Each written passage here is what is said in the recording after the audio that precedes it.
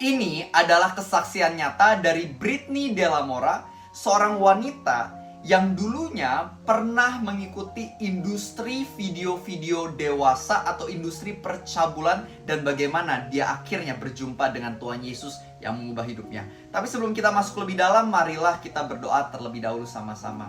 Tuhan Yesus, hari ini kami mau dengar kesaksian yang luar biasa. Maka itu kami minta Roh Kudus tuntun kami sepanjang 10 menit ke depan ini. Sungguh biarlah Engkau yang bantu kami untuk benar-benar fokus, punya kerendahan hati untuk dengar sampai habis, dan bantu kami untuk mengalami perubahan yang paling maksimal yang Tuhan sediakan buat hidup kami. Kami semangat, we are excited, kami antusias untuk belajar dari renungan yang sudah disediakan hari ini. Di dalam nama Tuhan Yesus, semua yang percaya dan siap, kita sama-sama katakan amin.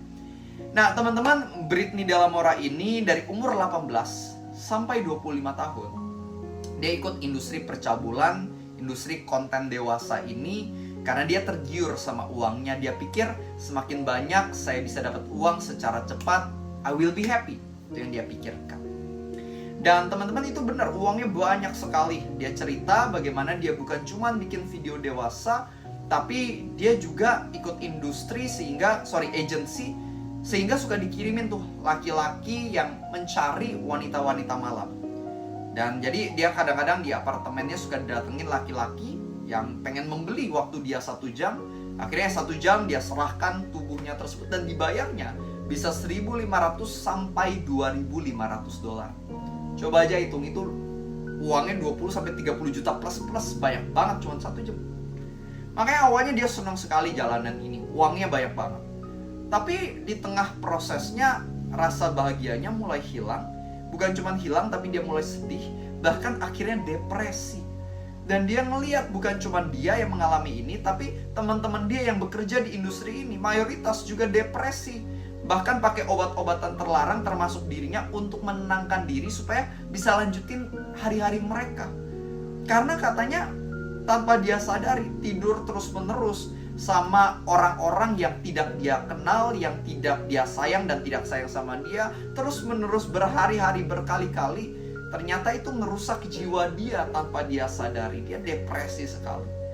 Sampai-sampai akhirnya dia udah gak tahan lagi. Dia benar-benar benci sama dirinya dan hidupnya. Dia berseru sama Tuhan, Tuhan, siapapun kamu dari agama manapun, tolong jawab saya jika Engkau sungguh ada, tolong saya. Singkat cerita, akhirnya dia merasa Tuhan Yesus menjawabnya. Tuhan Yesus melakukan sebuah perjumpaan dengannya, dan dia merasa Tuhan Yesus bilang kepada dirinya, I love you. Dan ini bukanlah hidup yang aku rencanakan untuk kamu. Kalau kamu pengen berganti arah, kamu pengen mulai jalan di dalam jalan yang aku arahkan, kamu akan memiliki kehidupan baru, kehidupan yang sungguh-sungguh akan memberikan kamu kebahagiaan yang sejati. Akhirnya Britney dia percaya, dia mulai ikut Tuhan, dan ketika Roh Kudus tuntun dia untuk ninggalin industri itu, meskipun leap of faith, dia memutuskan untuk taat. Ya bagi dia itu langkah iman. Karena ya seumur hidupnya dia kerja dapat uang dari sana. Kalau misalnya dia berhenti dari sana, mau kerja apa? Uang dari mana? Dan saat itu keadaan keuangannya juga nggak baik, tabungannya sangat minim. Karena walaupun dia dapat penghasilan yang banyak, habis buat obat terlarang, habis buat gaya kehidupan yang foya-foya dan mewah. Makanya tabungannya hanya sedikit adanya. Tapi ya udah, dia pengen sungguh-sungguh mulai berubah ikut Tuhan. Dia tinggalkan industri tersebut. Dia mulai cari pekerjaan yang halal, pekerjaan yang normal. Dan dia bilang, susah banget dapat pekerjaan. Karena ketika melamar pekerjaan, di interview ditanya, kamu sebelumnya kerja apa? Ya bingung kan? Dan juga ketika melakukan background check, ya ketahuan kan? Makanya dia susah buat dapat pekerjaan. Hingga akhirnya pada suatu hari, dia berhasil dapat pekerjaan. Dan tahu nggak? Gajinya cuma 11 dolar dalam 1 jam. Buat di Amerika 11 dolar ya sebenarnya itu kayak minimum wages lah, atau anggapannya tuh gaji paling minimum lah. Nah tapi kita bisa bayangin, orang yang dulunya dalam 1 jam dapat 1.500 sampai 2.500 dolar, ini berubah jadi dapat 11 dolar dalam 1 jam doang. Ya, anggapannya itu kan downgrade yang sangat amat luar biasa. Tapi Britney Delamora mengatakan bahwa dia nggak apa-apa, justru dia lebih bahagia dengan 11 dolar itu daripada 1.500, 2.500 dolar tapi hidup di dalam dosa seperti itu. Dia lebih happy katanya saat itu. Dan bahkan setelah dia bekerja secara halal ini, masih ada orang-orang dari industri lamanya yang kontak dia, ngajakin, ayo kerjasama, ayo bikin video lagi, ayo jual waktumu. Bahkan yang paling ekstravagannya waktu itu, ada orang nawarin dia untuk photoshoot di Bahamas. Bahkan bukan tidur sama laki-laki loh, cuman photoshoot di Bahamas tanpa busana, mau dibayar $250.000. Uang yang sangat besar. Tapi dia tetap nolak, dia tetap nggak mau. Dia mengatakan, I'm not for sale. Aku bukan untuk dijual. Dia katakan, aku tahu bahwa aku adalah anak Tuhan, aku berharga, aku nggak mau kembali ke dalam kehidupan lamaku kembali.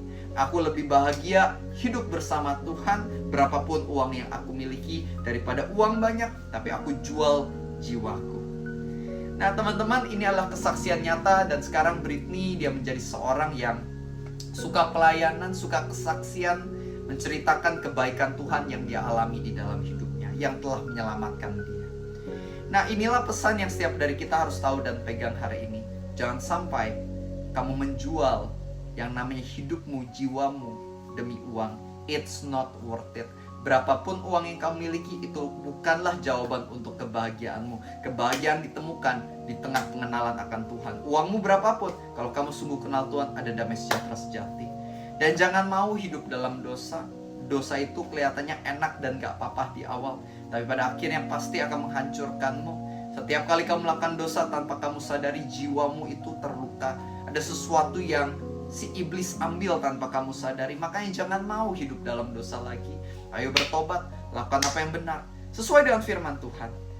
Karena ketahuilah peraturan Tuhan dalam firman-Nya tujuannya bukan buat bikin kamu repot, tapi untuk bikin hidup kamu jadi lebih baik, lebih bahagia, berjalan ke masa depan yang indah. Dan teman-teman, hari ini aku pengen ingetin pada setiap dari kita, apapun dosa kegagalan yang sudah kamu lakukan, sama seperti Britney, it's never too late, gak pernah telat. Mungkin kamu merasa udah telat, mungkin orang-orang di sekitarmu mengatakan sudah telat, kamu udah terlalu hancur, kamu udah terlalu gagal, kamu udah terlalu berantakan. Tapi hari ini Tuhan pengen ingetin kamu, His grace is enough. His grace is sufficient for you.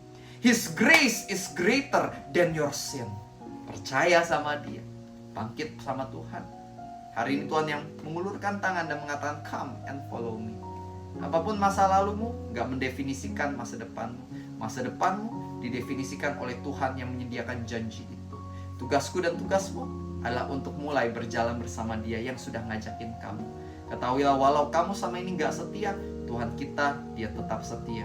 Dia belum menyerahkan hidupmu, maka itu kamu juga jangan menyerah akan diri kamu. Ayo berjalan lagi bersama dengan Tuhan, step by step. Mungkin awalnya kelihatannya pelan-pelan, gak apa-apa, tapi ketika kamu lewati proses itu pelan-pelan, pada akhirnya akan ada kemenangan di dalam hidupmu. Ingat, we are more than a conqueror through Christ who loves us. Amen. Mari kita tutup dalam doa. Tuhan Yesus, terima kasih untuk renungan kesaksian firman yang luar biasa hari ini. Kami pegang setiap janji-Mu. Dan kami berdoa biarlah Engkau yang ubah kami, mulai dari pikiran kami, supaya kami memiliki pemikiran yang benar. Dan juga hidup kami pun, kami berdoa agar ada perubahan yang baik, yang positif, supaya hidup kami bisa mulai berkenan di hadapan-Mu, mulai menjadi berkat dan mulai sungguh bahagia, sungguh damai di dalam pengenalan dan hubungan dan keintiman bersama Tuhan Yesus Juru Selamat kami. Terima kasih ya Tuhan, karena Engkau gak pernah melupakan kami. Dan kami serahkan hidup kami 100% ke dalam tangan kasih-Mu. Do whatever you want. Lakukanlah apapun yang Kau inginkan lewat hidup kami. Di dalam nama Tuhan Yesus kami berdoa. Amin.